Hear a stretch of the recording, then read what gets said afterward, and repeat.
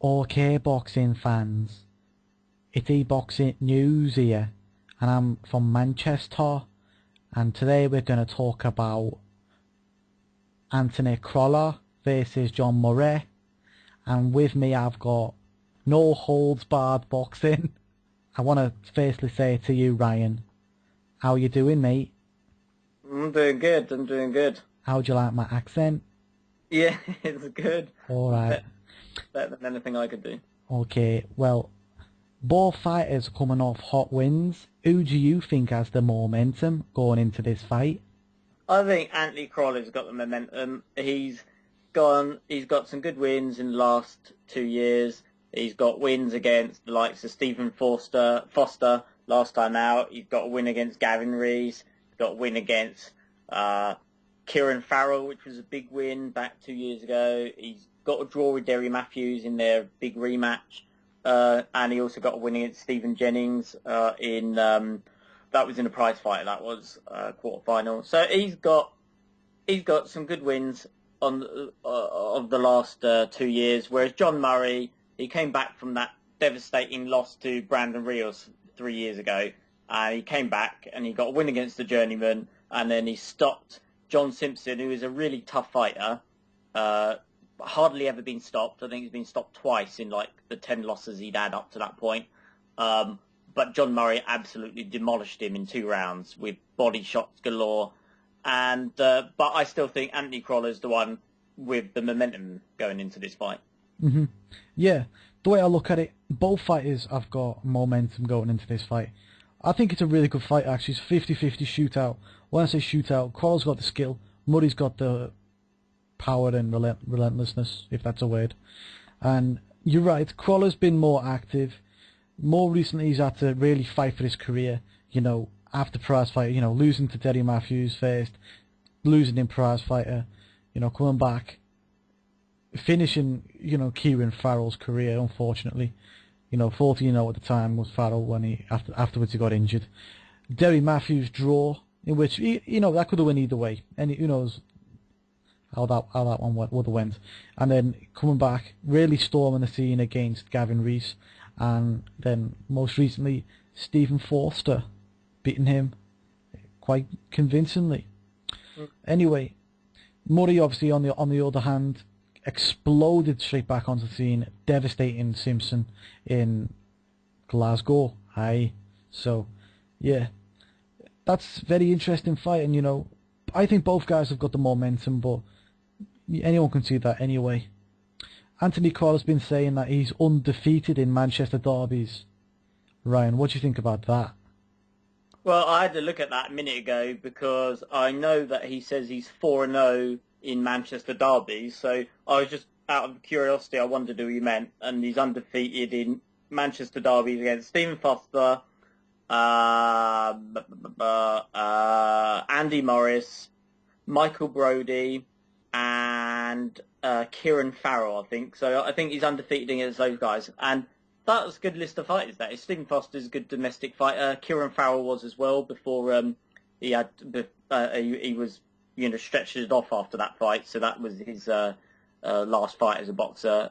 Andy Morris, good domestic fighter, and Michael Brodie was always a tough fighter against anyone back in the day. So yeah, but John Murray is going to be the more difficult out of all of those, I'd say. I think this is going to be Anthony Crolla's toughest fight to date, probably tougher than his fight against Derry Matthews in 2012. So I think this could be his toughest fight to date, unless John Murray hasn't got much left, because, I mean, that Brandon Rios loss and the Kevin Mitchell loss before that took a lot out of him.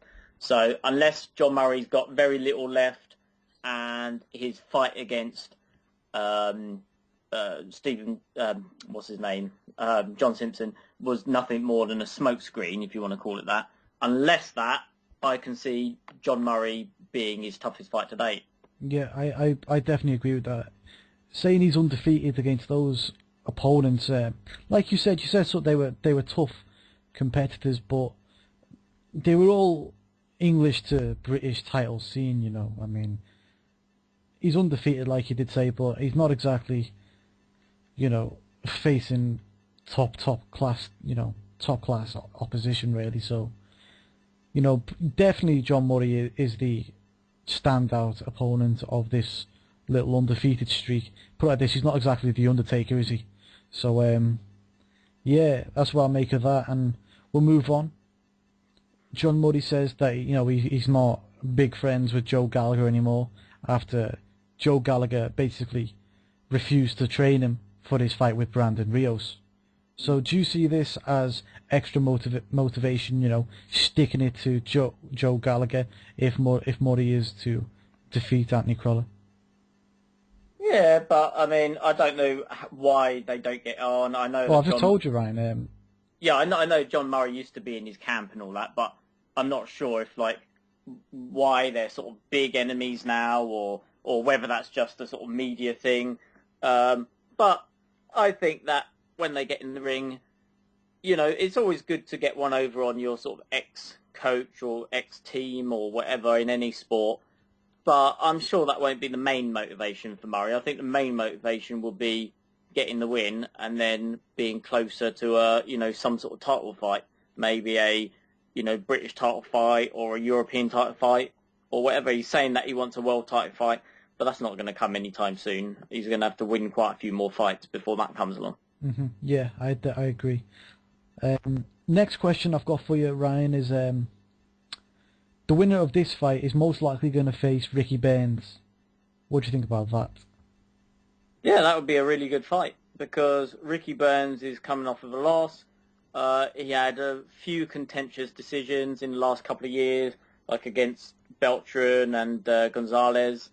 So I think that is the sort of perfect fight for Ricky Burns to come back against. I'm sure Ricky Burns might fight before that fight even happens, but whether he fights before it happens or not, that is the sort of, you know, that is the sort of fight that Ricky Burns needs, and it's one that will propel either of these two, you know, right out into the sort of world title scene. Yeah, I agree. So, Ryan, what is your official prediction? I'm not sure. I think that John Murray is probably a bit more powerful than Crolla. I think Crolla hasn't got a chance of a knockout in this, really. I think he's either going to take it the distance or, you know, or get beaten, because I don't think he's had a knockout win in quite a few years. So I think Crolla is going to be aiming to outbox him for the whole distance, and I think Murray is going to be doing what he did to John Simpson and trying to slow him down on the inside with body punches all throughout the fight. So I think maybe John Murray wins this one by late stoppage and stops Crolla, you know, in his Manchester Derby thing. So I think yeah, Murray by stoppage probably fairly late on, like round 9, is probably a fair, you know, prediction. Yeah, I agree. I think that John Murray's going to stop him. He's going to stop him late. It really depends on when Anthony Crolla gets dragged into a fight, and whenever he does get dragged into a fight, I think he'll lose because he's not got the tools for that type of war, and John Murray has. He's got the tools for war.